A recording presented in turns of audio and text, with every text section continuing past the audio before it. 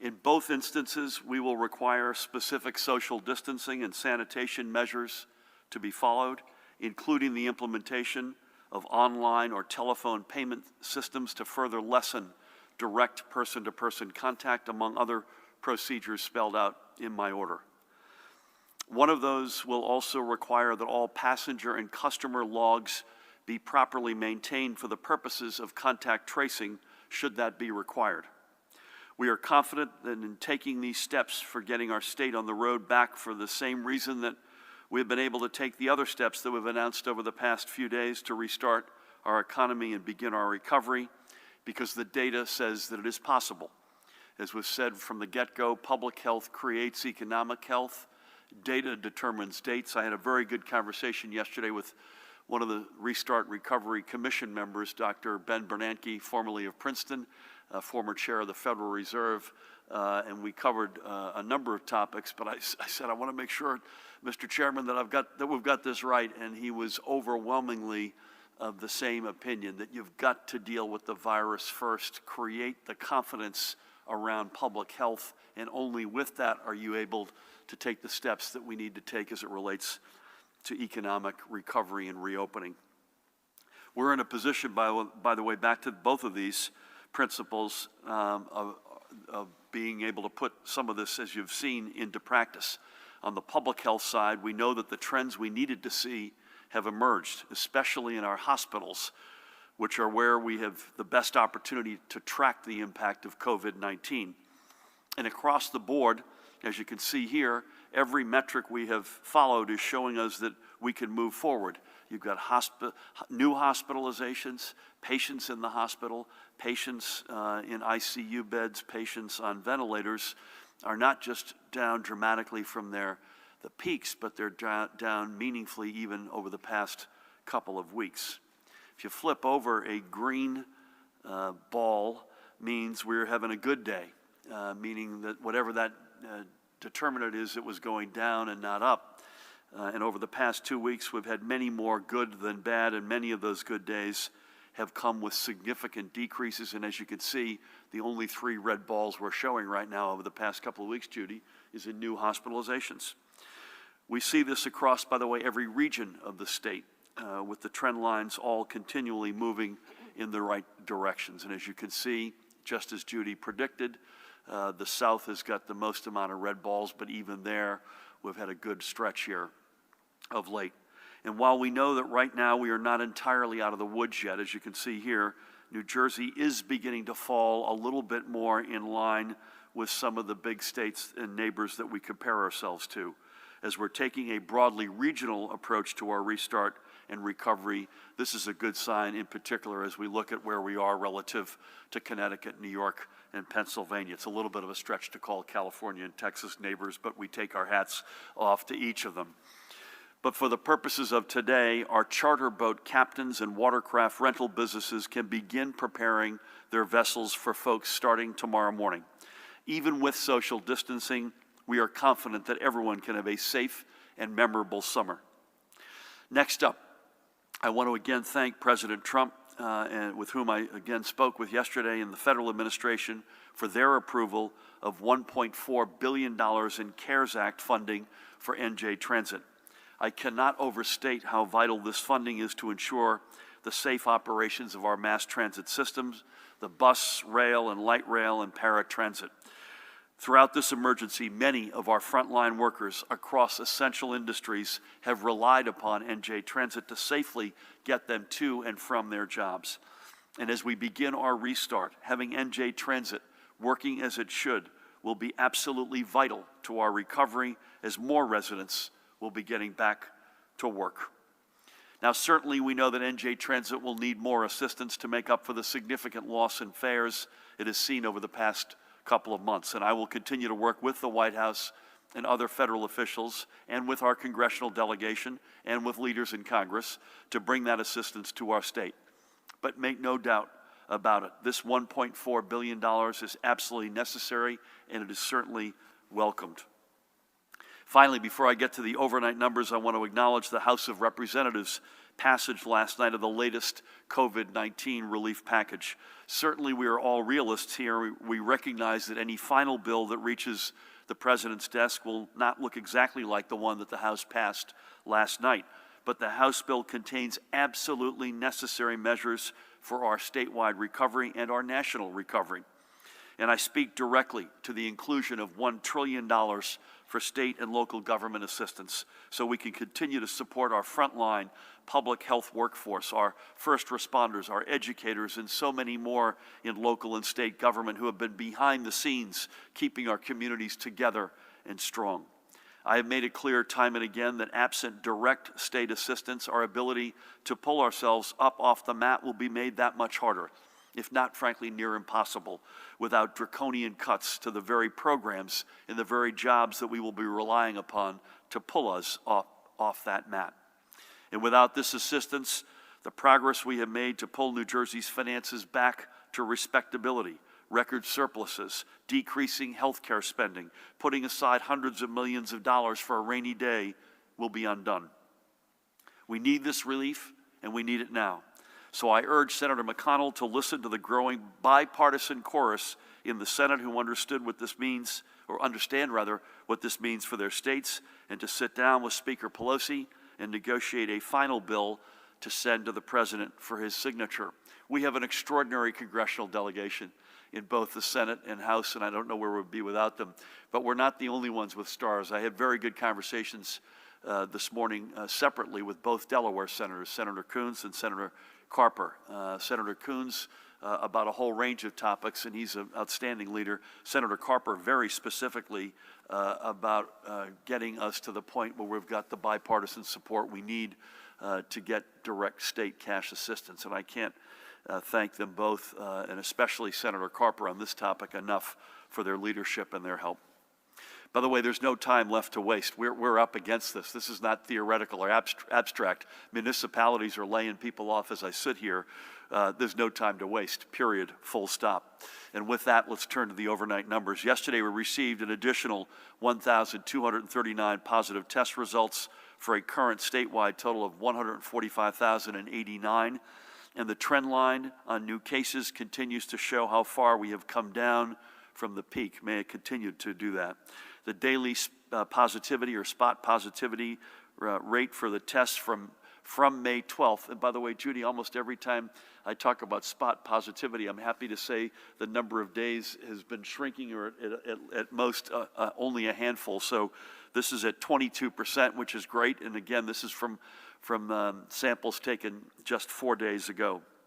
Here's how the positivity rate is reflected across each region of the state. And as you can see, each region is trending very close to the others, and that continues to be a good sign that the spread has slowed, not just in certain regions, but statewide. The map that we've been regularly turning to puts this fact into a different perspective, and nearly every county can now count the rate of doubling in terms of months and not weeks, and that is a really good improvement. In our hospitals, the number of patients currently being treated for COVID-19 dropped again to 3,564. Our field medical stations reported 45 patients, and this is a breakdown of hospitalizations across regions. Again, all are now trending in a good direction. Here are total hospitalizations per 100,000 residents, again, across regions to give a more balanced picture. Looking at our long-term care facilities, we cannot, and we have not, cannot, and will not ignore this devastation. So you've got 27,825 positive cases. The bars on this chart are not going up as sharply as they were. Please God, they start to come down, and we are continually taking steps to further slow and eventually stop them. And as you can see, we continue to see an outsized proportion of the blessed lives lost of our statewide COVID-19 deaths, more than half, as you can see, related to our long-term care facilities. I want to repeat something that I mentioned yesterday. We can both mourn the loss of 5,322 lives in our long-term, associated with our long-term care facilities. And we do, we must, and we will. And at the same time, through all the efforts by Judy, the National Guard, the VA, the state police, the Attorney General, the operators themselves, and most importantly, the heroic frontline healthcare workers who go in and out of these facilities every day.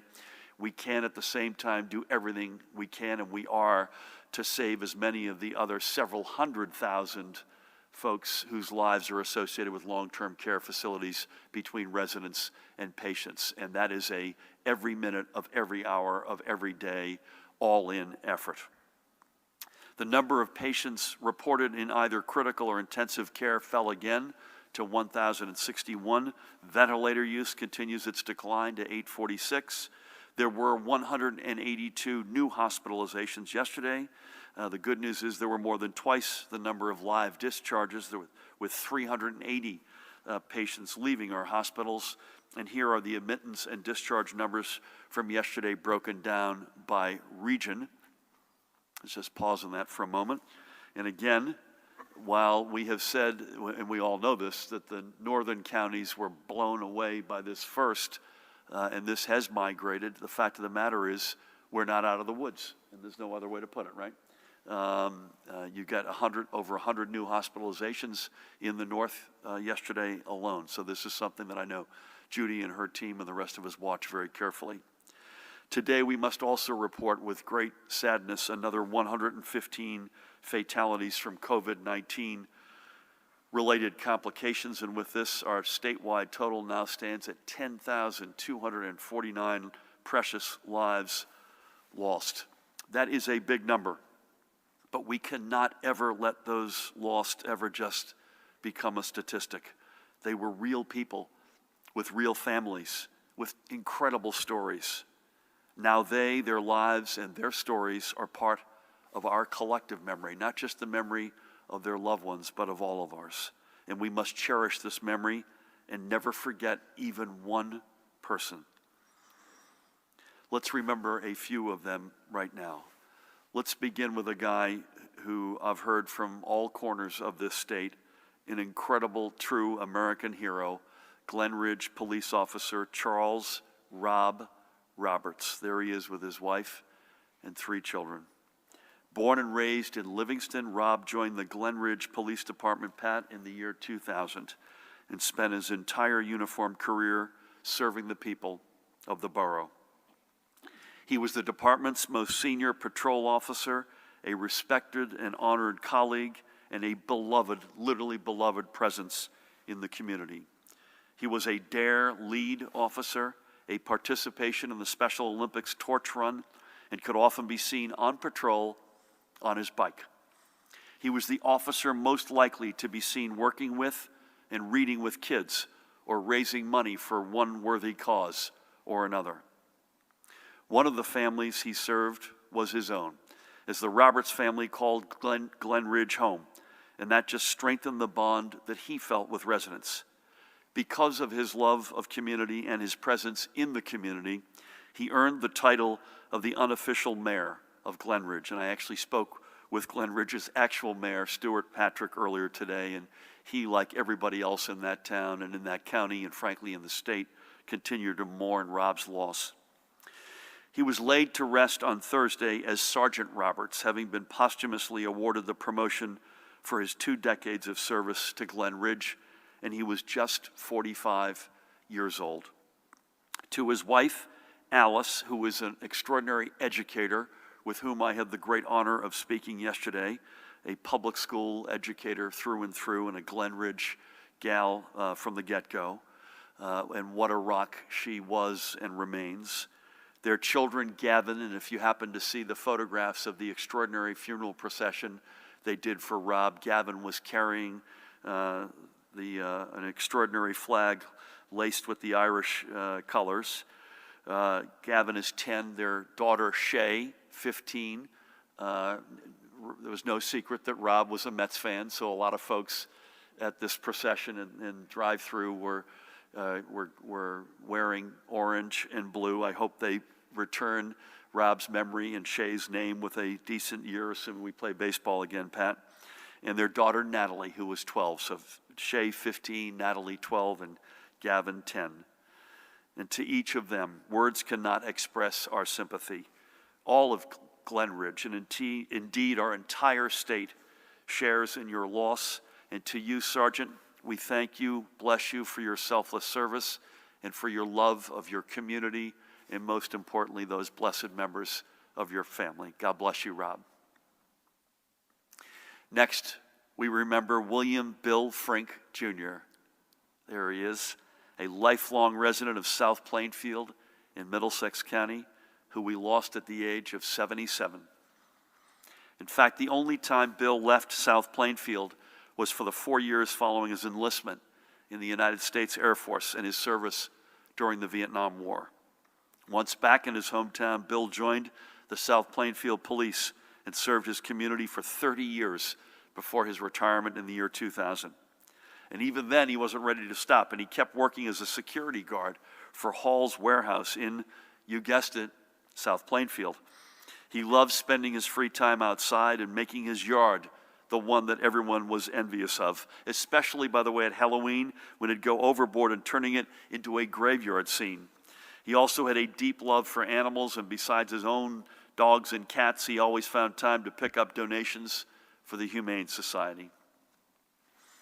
Bill leaves his wife, Melissa, with whom I had the great honor of speaking yesterday, son Troy and daughter Carrie and her husband, as well as a sister and an extended family.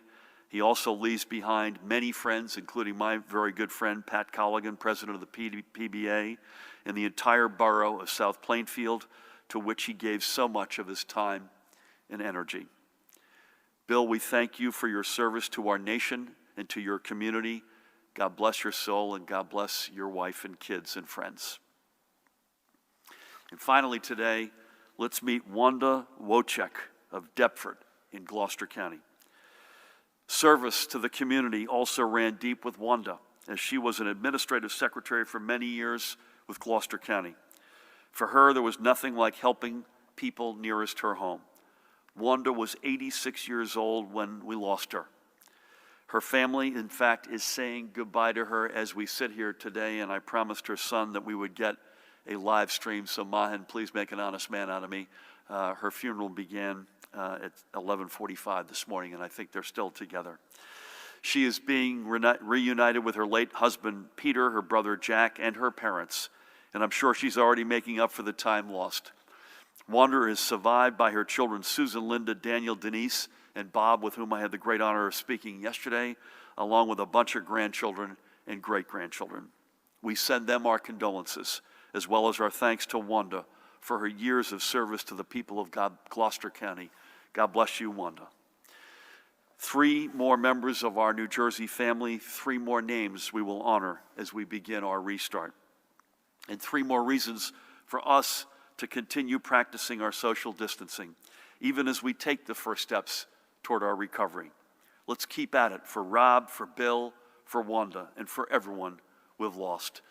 When you all see the flags flying at half-staff, take a moment to remember why they're there, and to remember that only you and our fellow New Jerseyans, including yours truly, have the power to stop the spread. Let's switch gears for one other announcement. As you may know, May is Mental Health Awareness Month. We know that the past 2 months have not just been a challenging time for all of us in protecting our physical health, but as Judy and I and others have spoken to, they've also been hard on the mental health of many residents as well. I am proud to announce that the New Jersey Department of Human Services has been awarded more than $2.8 million in federal funding for vital behavioral health services. This much-needed funding will help expand access to counseling and other support services for our residents of every age. The department has also launched the NJ Mental Health Cares Helpline at 1-866-202-HELP. You can see it up there, 1-866-202-HELP.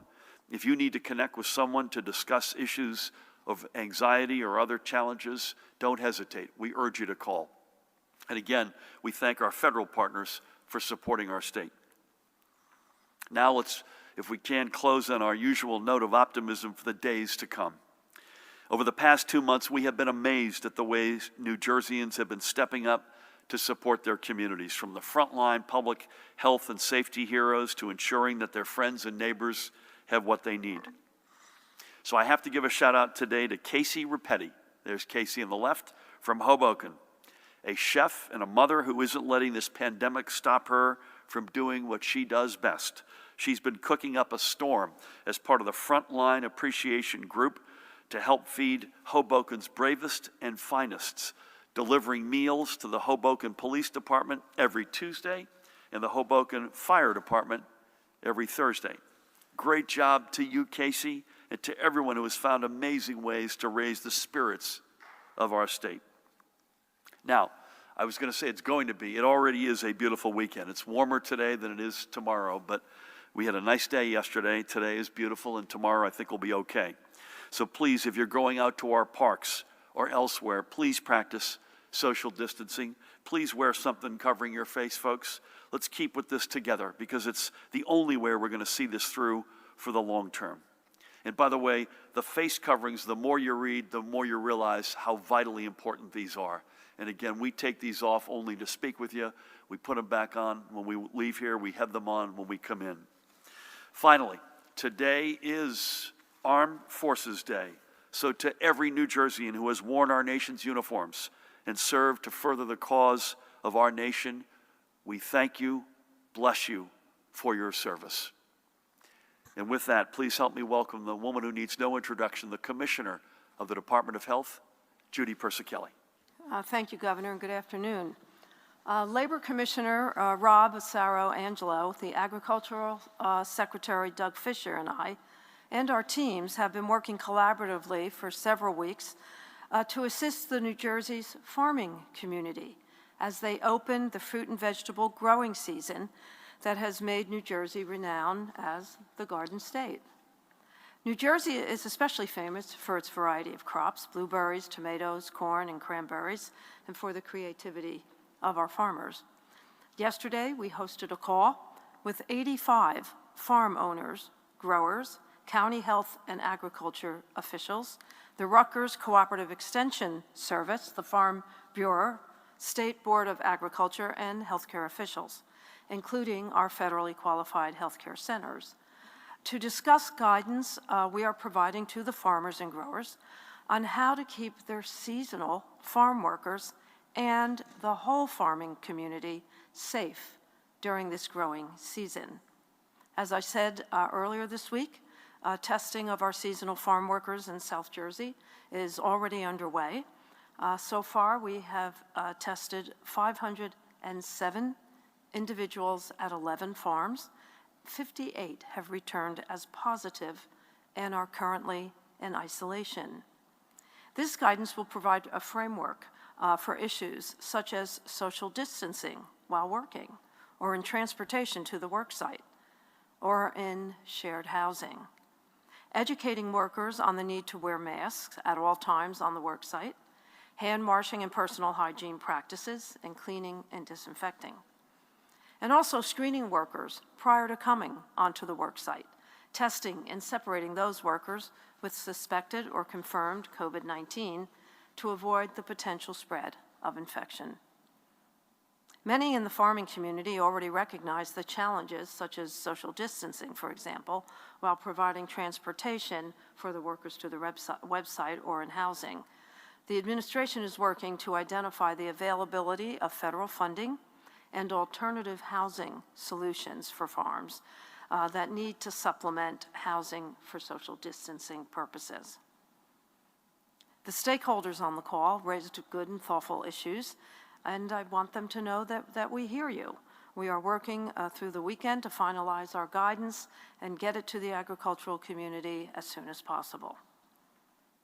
The role of the agricultural economy is vital in the state and depends on a strong workforce.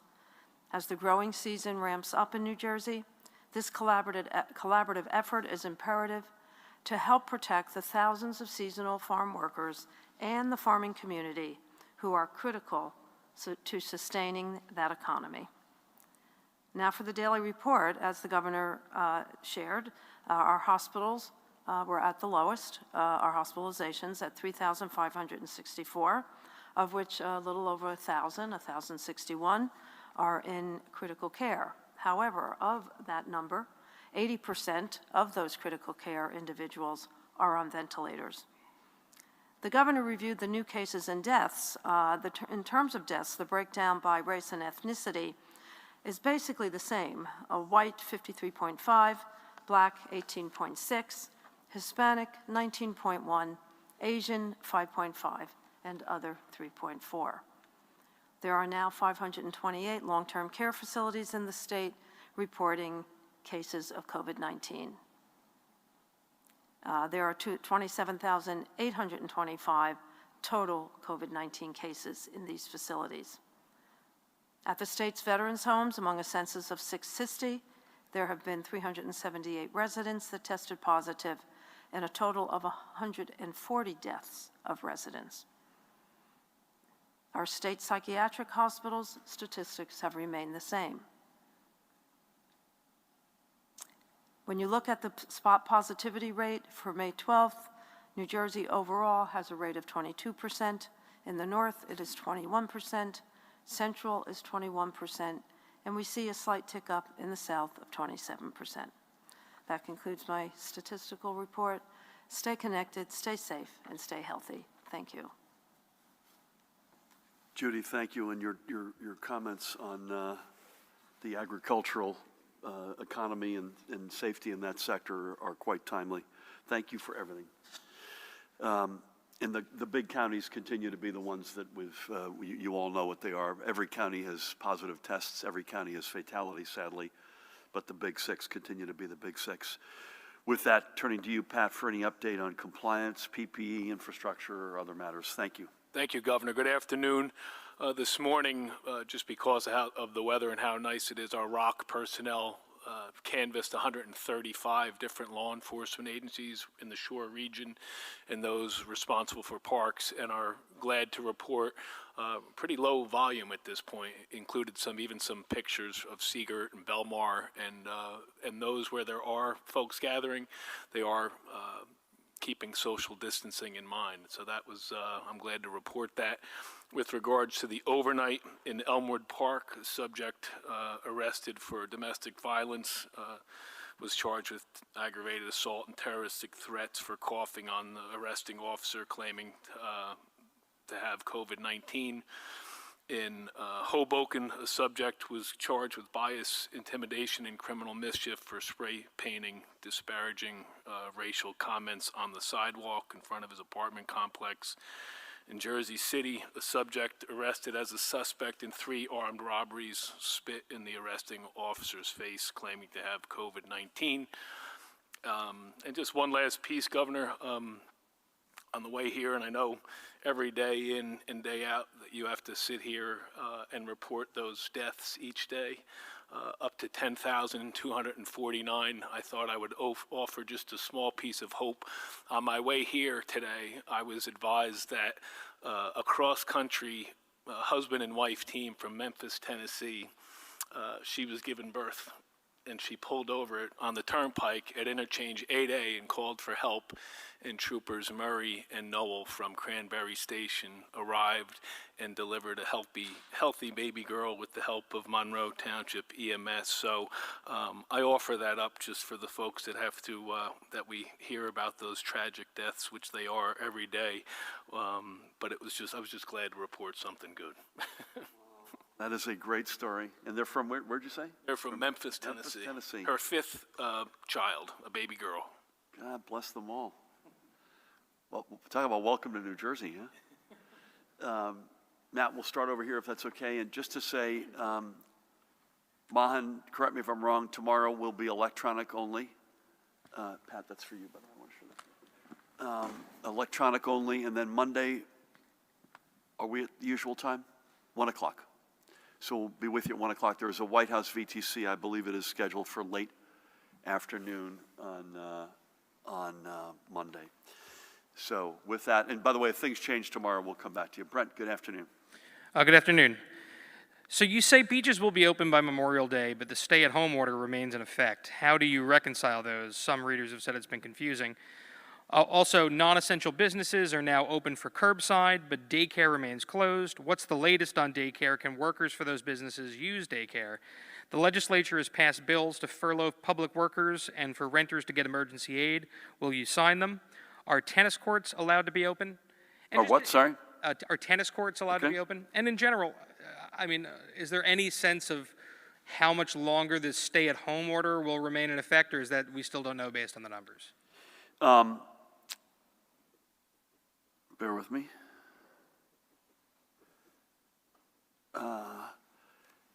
Yeah, I don't see any, as I've said here over the past number of days, I think we're taking deliberately incremental steps. So we are trying to avoid particularly connected large steps taken together.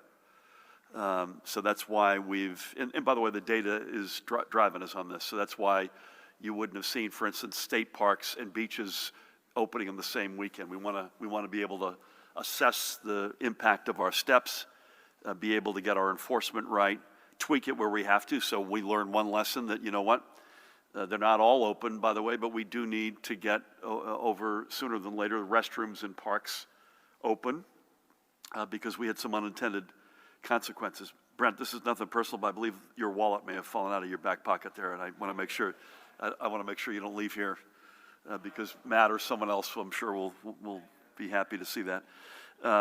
So, we're going to, through actions we take, essentially chip away at the blanket stay-at-home reality. So I think that sort of speaks for itself. Nothing new on daycare, something we constantly monitor, so it is where it is and will continue to be until further notice.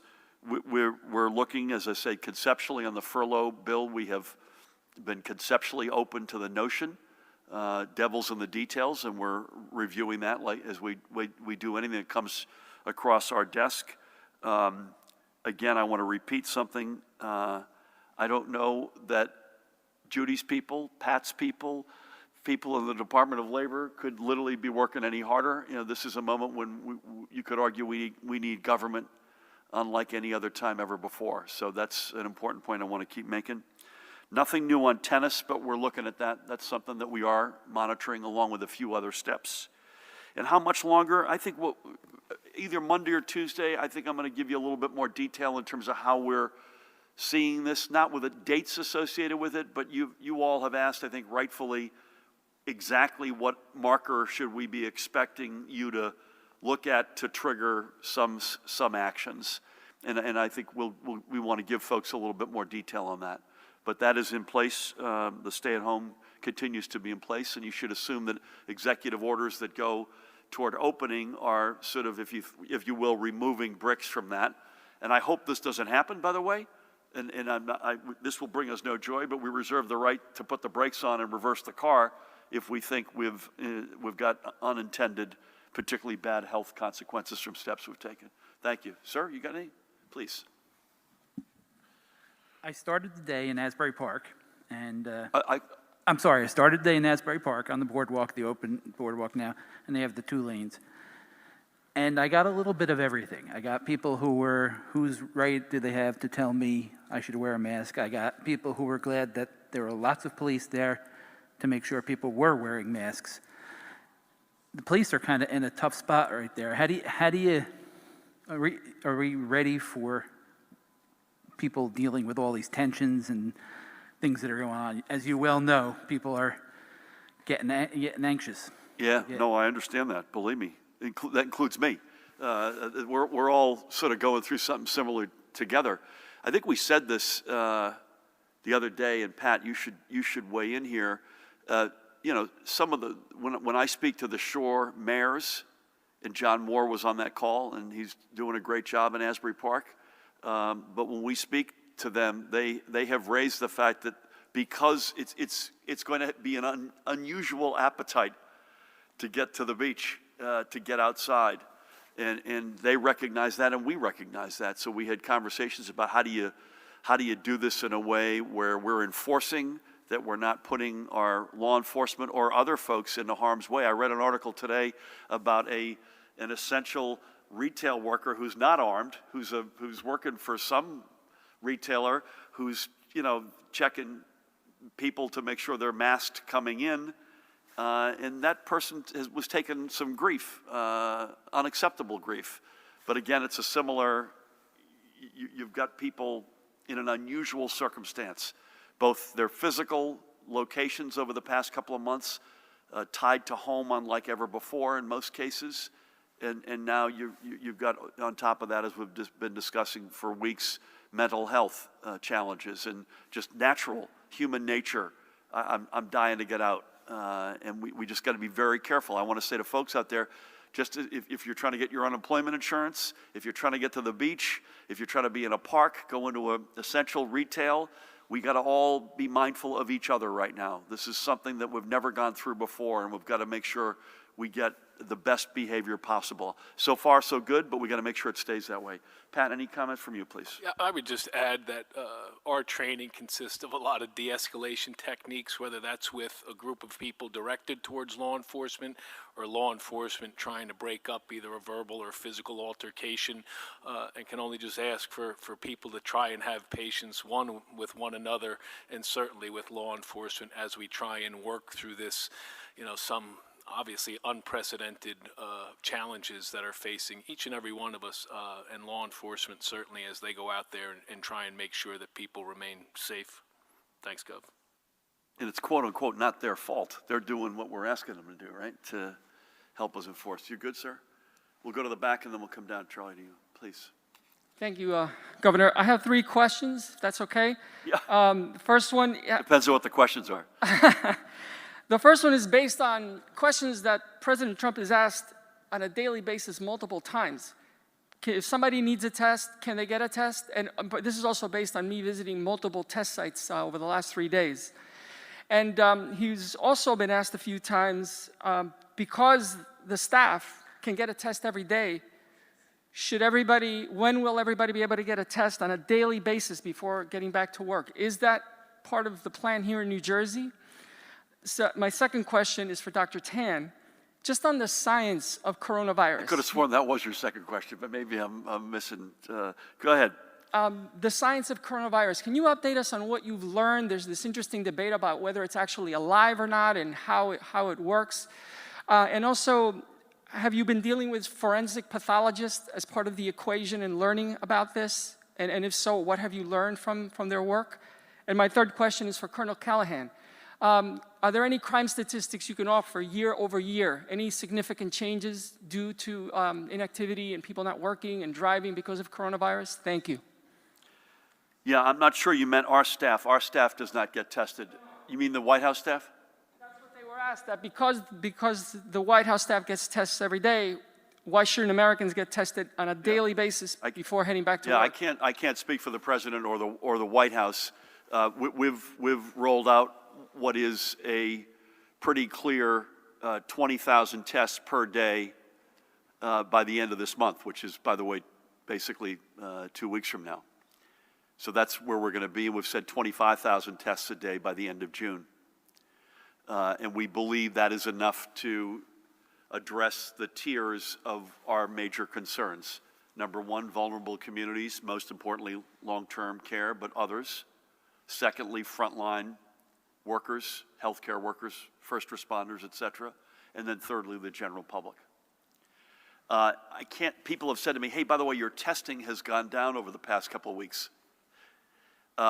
Testing capacity has gone up almost every day. Don't confuse demand with supply. I have this conversation with my family almost daily. There's a Rite Aid in Neptune, which is about 15 minutes from my house, which has capacity right now. If you want to go get a test, I don't want to send the whole state there, but that's a reality. The demand is down, and we've discussed this a lot. I mean, you've got infected people numbers down, hospitalizations are down. It's an impact not just in the reality of the virus, but also on human nature as well. So we have a testing plan in place that we are confident is sufficient, most importantly, to allow folks the confidence that they can come back and get engaged in society as we open it up. You want to know out there, folks, and I don't blame you, I want to know this too, that if there is a flare-up, we've got sufficient testing to spot it, that the return on that testing is rapid, that we then have contact tracing in place to figure out who you came in touch with, and we've got a plan to isolate you. So folks need to know that so that they can say, you know what, it's okay for us to get back and do the things that you're allowing us to do by reopening. Dr. Tan, that was a fairly broad question. What have we learned about the virus? We could be here probably all week answering that question, but any top line thoughts you have, and then Pat will turn over to you. Yeah, we definitely have been learning a lot about the virus over these last several months, and every day we add to the body of knowledge about novel coronavirus in general. What we have learned, for example, is that the scope of illness, really, has taken a variety of forms. We've learned about new symptoms that might be associated with novel coronavirus disease, aside from the typical flu type of presentation. We've heard about, people with unusual symptoms, including loss of smell and taste, for example. And we've also been learning about syndromes that might be associated with pediatric populations, such as the multisystem inflammatory syndrome that we're just starting to learn about. We've also learned about how severe illness can impact individuals of any age group in general. We've also learned a lot about where disease transmission, how disease transmission works. There have been a lot of literature recently published by the CDC, better describing that it just only confirming our knowledge that close congregate settings, close family gatherings, close social gatherings really help promote the spread and transmission of COVID-19 illness among populations. On top of, we're characterizing occupational exposures, for example, in meat processing plants. So again, every single day we're learning much more about COVID-19, whether it's the characterization of the illness, the scope of the illness, as well as, what are some of the transmission aspects. On top of, we're fortunate that we've got a lot of researchers out there that who are looking at the various therapeutics. There are a lot of efforts related to vaccine development and other therapeutic development as well. Christina, thank you.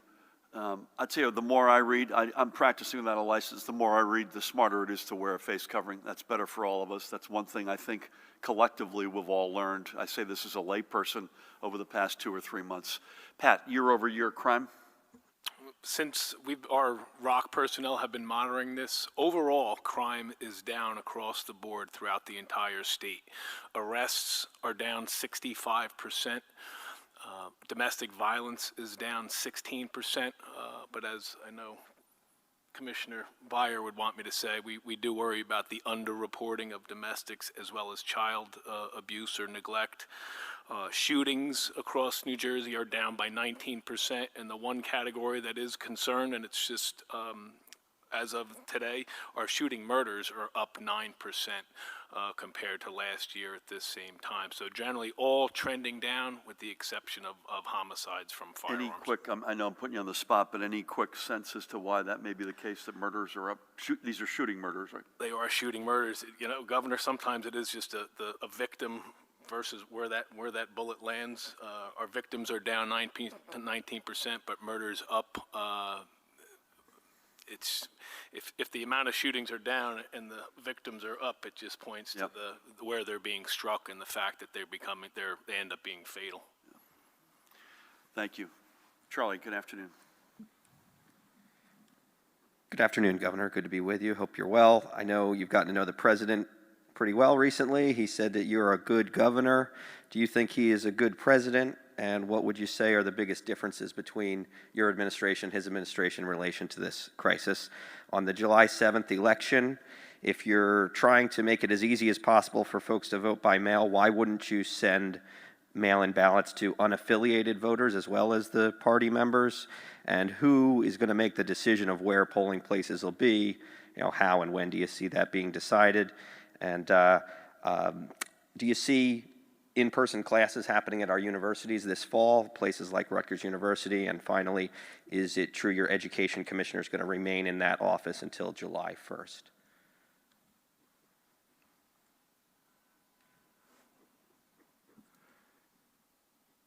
Charlie, I appreciate the fact the president said that. I don't know enough to analyze the operations from within their administration, and I suspect he'd say the same thing about getting inside of our administration.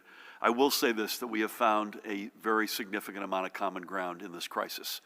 Obviously, we're from different parties, different perspectives. I think it's fairly obvious to say that we're going to have some disagreements on other stuff, but we've found an unusual amount of common ground. Most recently, the $1.4 billion for NJ Transit.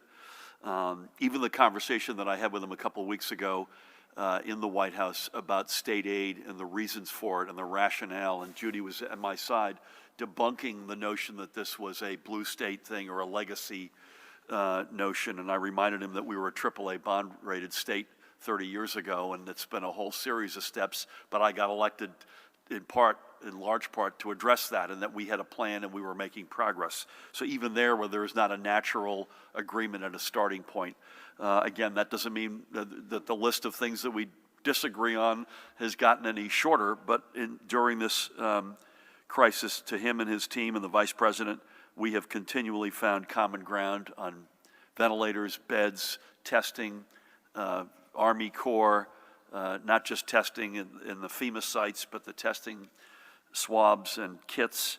We've got a good relationship with a lot of members of that team, including Dr. Birx, Judy was on with the other day, et cetera. So I'll leave it there.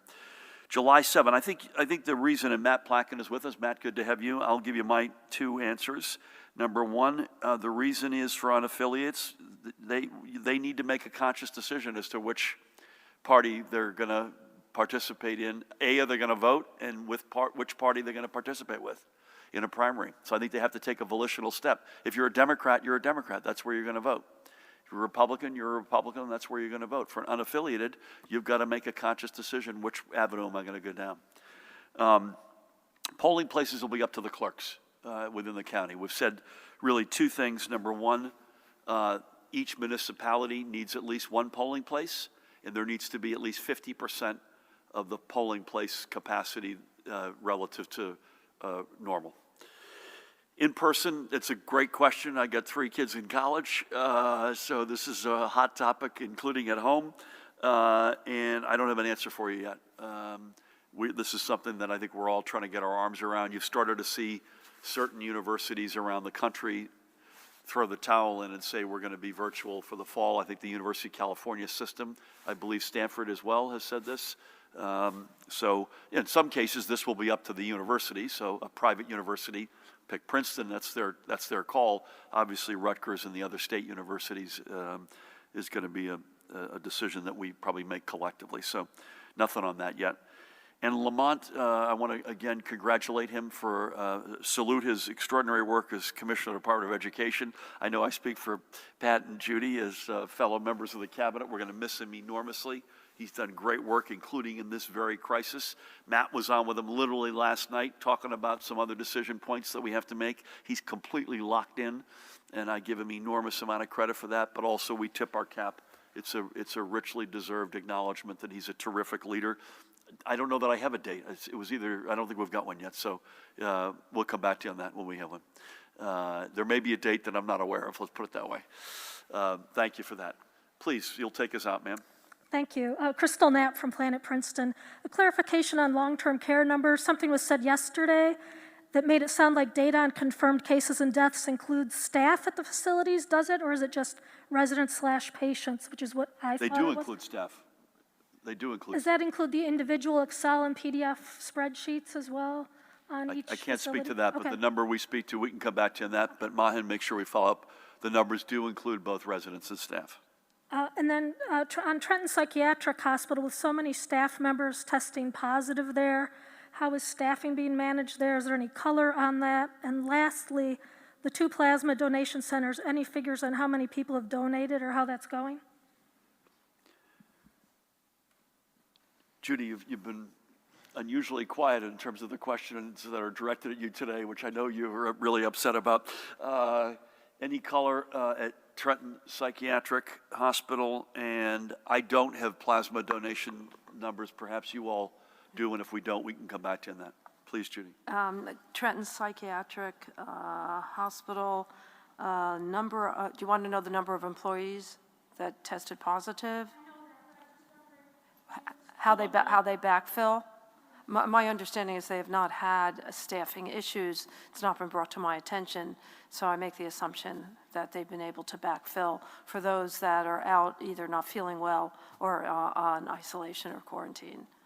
I have no other report on that. If we get more color on that, we can Yeah. come back, right? Yeah. And on plasma, do you have any on plasma? I don't have any statistics on plasma. It's going on. Mahan, throughout can our we state. find out either through University Hospital or Red Cross or both? Is that all right? It's happening, we know that. It's happening in other, almost major hospitals are doing it now. It's not just them. Great. Yeah. You good? So with that, I'm going to mask up.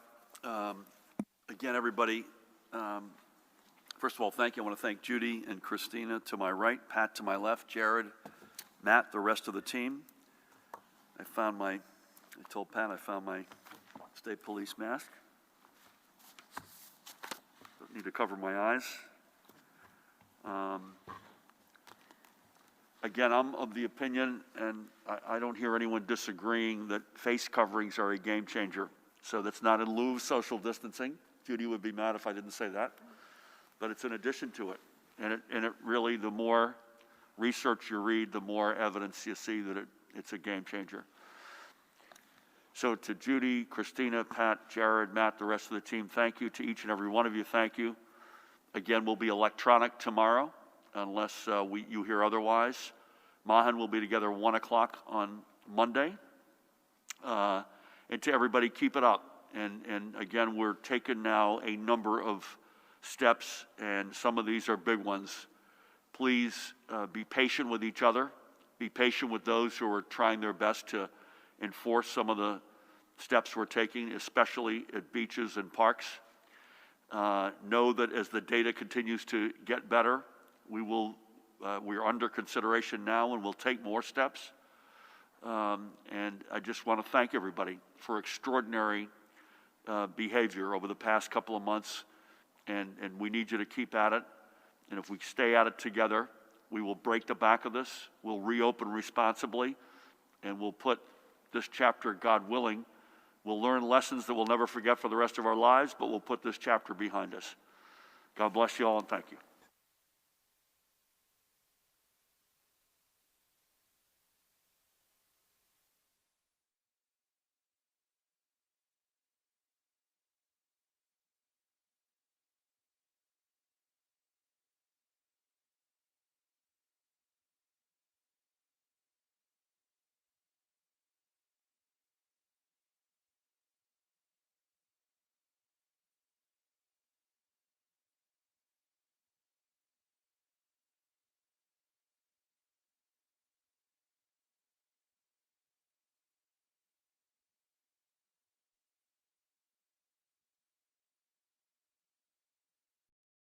Good afternoon. I'm honored to be joined by the woman to my right, who needs no introduction, the Commissioner of the Department of Health, Judy Persicelli. To her right, another guy familiar to you all, the Department of Health's Communicable Disease Service Medical Director, Dr. Ed Lifshitz. Great to have you both with us. A guy to my left who needs no introduction, the Superintendent of the State Police, Colonel Pat Callahan, as always. Director of the Office of Homeland Security and Preparedness, Jared Maples, with us. Thank you all for being here. Throughout the week, we have been able to make multiple announcements about putting our state on the road back to restart and recovery, and in doing so, we're living up to the two key principles by which our decisions are being guided. First, that public health creates economic health, and just as importantly, data determines dates. As we have said each day, and we will say again, we would not have been in a position to make the announcements we have made over the past several days unless we had confidence in what we were doing. The data that we are seeing from our hospitals, which is as concrete as any data could be, based on full and actual counts and on-the-ground facts, give us that much-needed confidence. Look at how dramatically things have moved in just a few weeks. And just let's sit on this for a minute. New hospitalizations are down nearly 70% from the peak and down by more than 40% in just the past 2 weeks. Overall, hospital